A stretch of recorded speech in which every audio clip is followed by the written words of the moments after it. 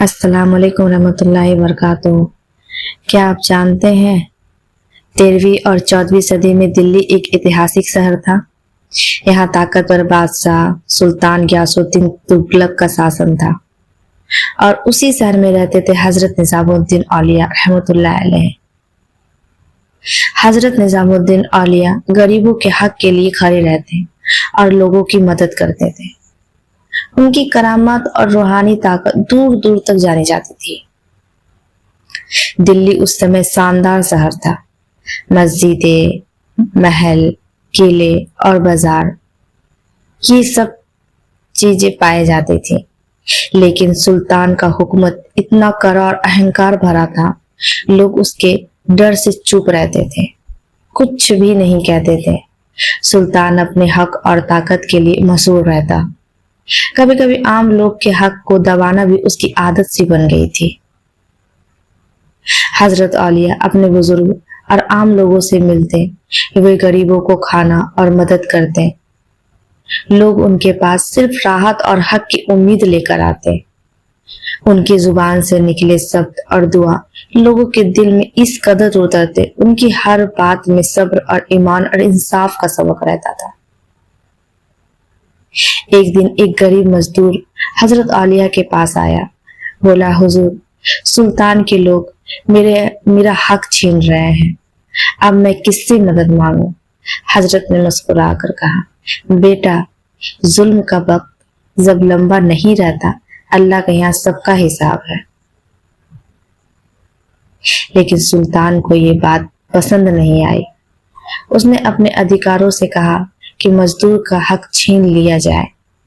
لوگ ڈر سے چپ تھے، پر حضرت اولیاء نے صرف دعا کی۔ انہوں نے بزرگوں سے صلاح لی اور دلی واسیوں کو ہمت دی۔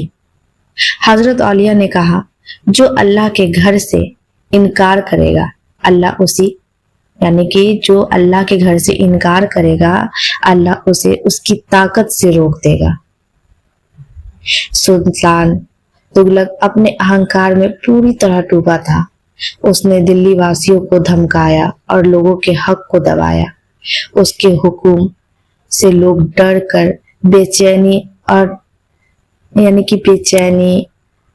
چین والی زندگی گزار رہے تھے۔ لیکن اولیاء کی دعا اور ان کی روحانی طاقت لوگوں میں امید کی کرن جگا دی۔ لوگ جانتے تھے کہ اولیاء حضرت نظام الدین رحمۃ اللہ علیہ کے پاس صرف دعا اور حق کی سختی ہی نہیں، بلکہ اللہ کی طرف سے ملی بھی روحانی طاقت بھی تھی۔ کچھ مہینوں بعد سلطان بنگال سے لوٹ رہا تھا۔ اتہاس میں درج ہے، تغلق بعد کے ایک پل عمارت کے نیچے گر گیا اور ہلاک ہو گیا۔ لوگوں نے کہا، اولیاء کی دعا، انصاف کی راہ کی طاقت نے اتہاس میں اپنا اثر دکھایا۔ دلی کے لوگ اب اور بھی یقین کرنے لگے کہ اولیاء کی زبان سے نکلی بات روحانی اور اثردار ہوتی ہے۔ یہ واقعہ ہمیں سکھاتا ہے، ظلم چاہے کتنی بھی طاقتور کیوں نہ ہو، اللہ کے سامنے ٹک نہیں سکتا۔ روحانی لوگ صرف دعا کرتے ہیں اور ان کا اثر کبھی سیدھی اتہاس میں دکھائی دیتا ہے۔ اہنکار اور طاقت کا غلط استعمال ہمیشہ ناانصافی پیدا کرتا ہے۔